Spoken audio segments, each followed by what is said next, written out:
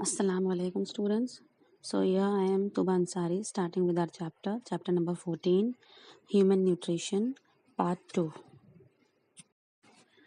So today we are going to start with our topic, Human Nutrition. So starting with our topic with the subtopic called as what? Stomach. Okay. Now see regarding the stomach. Under stomach, as you all are quietly well aware of the stomach, what do you mean by stomach? Basically, it is a J-shaped muscular bag. It is a J-shaped muscular bag that stores the food. The function of the stomach is storing of the food that we eat, and then after the storing of the food what we eat, it breaks it down into tiny pieces. This is the basically a very fundamental and a very basic function of the stomach, to store the food and to break it down into small particles. Then the next function is what? It mixes the food with digestive juices.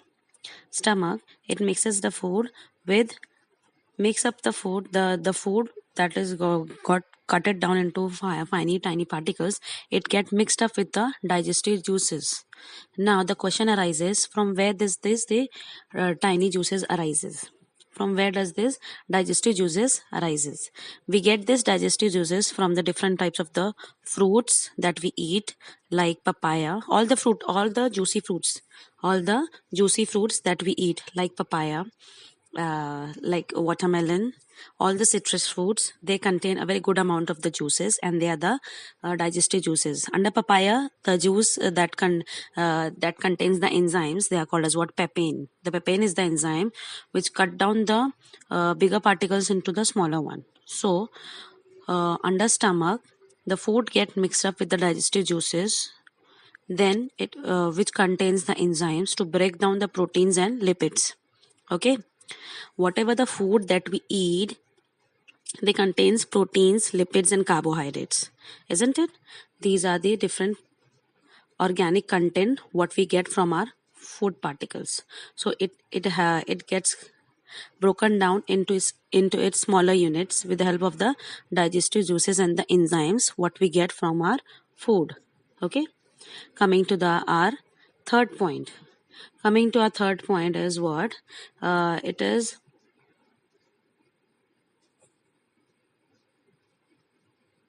coming to our third point, that is what? It is the acid. It is regarding the acid. Acid is present in the stomach, which kills the bacteria. Now the question arises, which acid? Basically different types of acid, like hydrochloric acid. All this acid we get from the different types of the food, but that is not dangerous for our for our body, but it is dangerous for the bacteria which we get from the environment, which we inhale from the environment, from our surrounding. So the bacteria or the harmful organisms or the harmful microorganisms microorganisms which are dangerous for our body, it has to be get killed, and naturally, organically, it is killed with the help of the acid which are present in our stomach. So acid which are present in the stomach, they kills the bacteria. Fine. Coming to the next point, food found in the stomach is called chyme. Food that is found in the stomach, that is called chyme. Now, which food that is called as chyme? The food which has been get chopped down, which has been get cut it down into smaller particles in the stomach. That food is called as what? Chyme. I'm repeating it once more. That is called as what? Chyme. Now, coming to the last point, our stomach is divided into three parts: cardiac stomach, fundus stomach, and pyloric stomach. In the figure, you can see, first we will see the above portion of the figure. In that, the red colored highlight part, that is the stomach. It shows the presence of the stomach. That is the stomach. The red colored highlight part, it is the stomach. Now, moving on to the lower figure, it shows that our stomach, the human being stomach, is divided into three parts: cardiac, fundus, and pyloric. Okay, cardiac, fundus, and pyloric. Cardiac is the highlighted part, blue colored highlighted portion. Fundus is the above portion, yellow color portion, and pyloric is the lower portion, a pink color portion. So basically our stomach is divided into three parts. One more thing I would like to say regarding the stomach, that our stomach is located in the upper left portion of the abdominal cavity. Here you can see the position of the stomach in the figure above, which darkened the red colored. You can see over here the darker red color portion. So they are situated on the upper left portion of the abdominal cavity. It is muscular sac-like J-shaped organ, around 25 to 30 centimeter in length. The length of the stomach is how much? 25 to 30 centimeter. Okay, so this is all about our stomach. Now, furthermore, we will see in the next. Furthermore, we will see in the next slide. Now, I am going to here give you a little more description regarding the all the three different parts of the stomach. The first one is the cardiac stomach. It is the first part in which esophagus opens.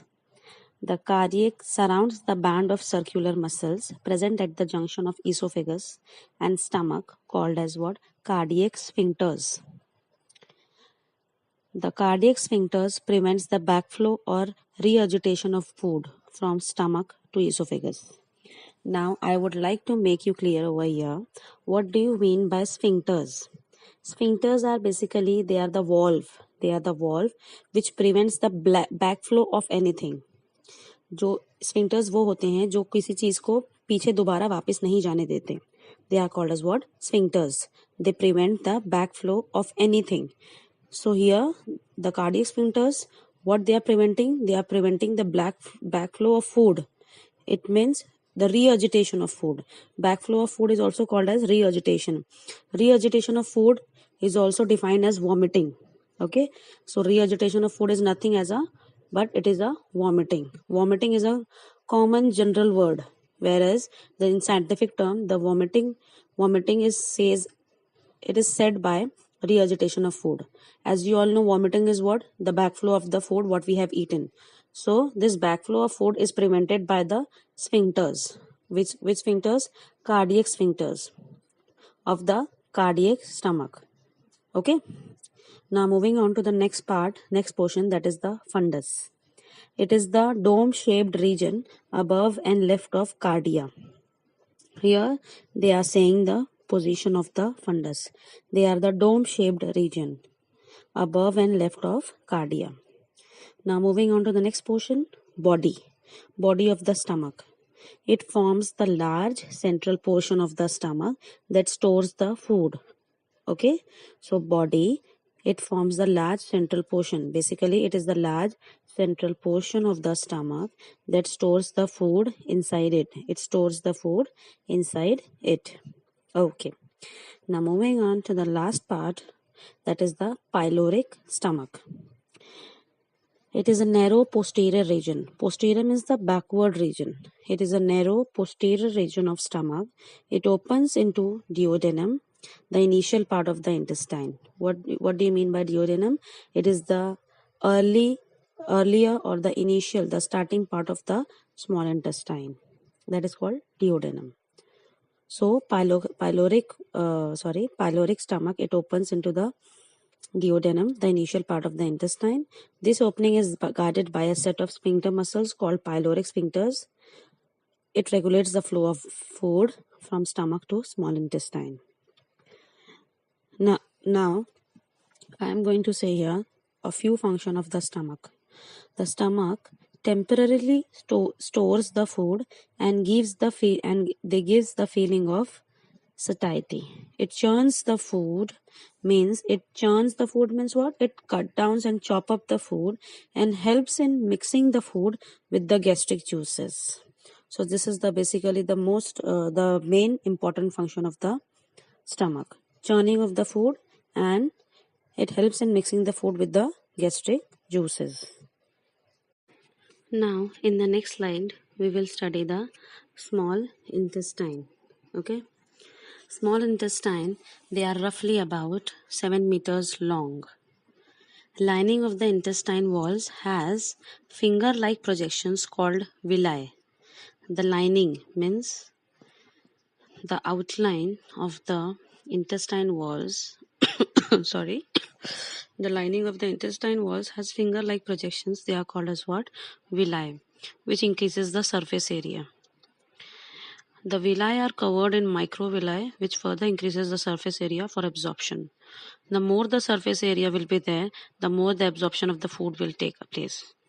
Okay, so it is very good to have a very good number of microvilli. And our Creator, our God, Alhamdulillah, He has put Himself in our body a very good projections like structure that is called villi for the better absorption of the food. Some more thing regarding the small intestine. They are what? Small intestine, it is about 2.5 centimeters broad tube coil-like structure within the abdominal cavity. The coils are held together. The coils, these are held together by mesenteries. These are the tissues. The mesenteries, they are the tissues, and it supports the blood vessels. They supports the coils. They are held together by mesenteries. Mesenteries are the connective tissues. Mesenteries are the connective tissues, and again they supporting the blood vessels, lymph vessels, and nerves. The coils. So what I'm saying, the coils are supporting the blood vessels, lymph vessels, and nerves. Okay. Then again we will say next is what?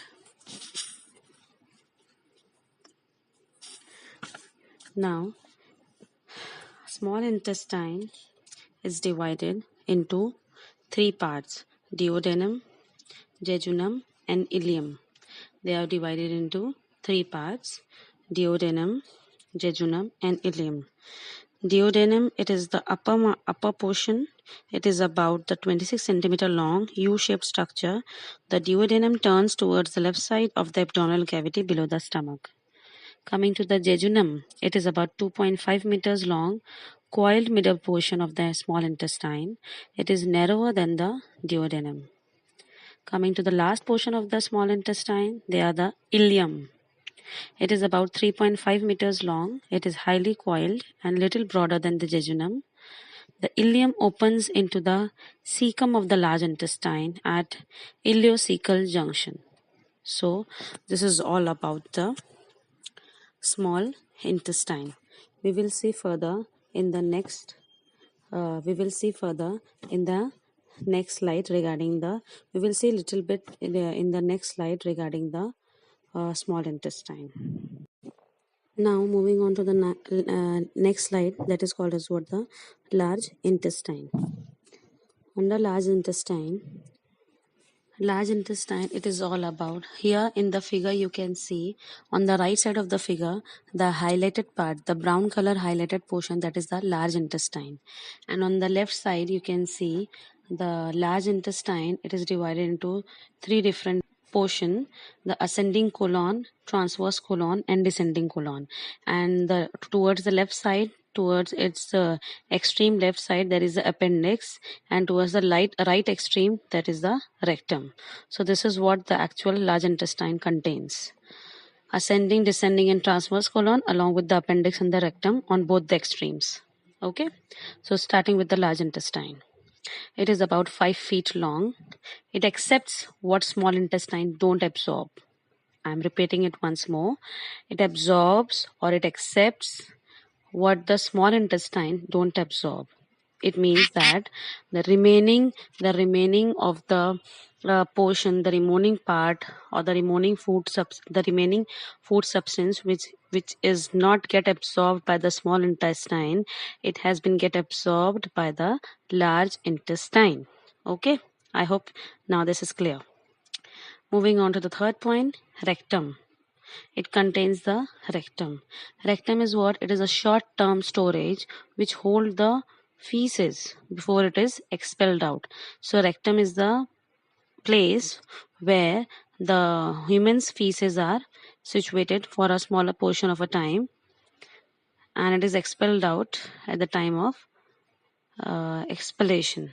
Okay, so then apart from this, I would like to say some more thing on the large intestine. Large intestine, it is wider in diameter and shorter than small intestine. It consists of cecum, colon, and rectum. We'll study regarding the cecum.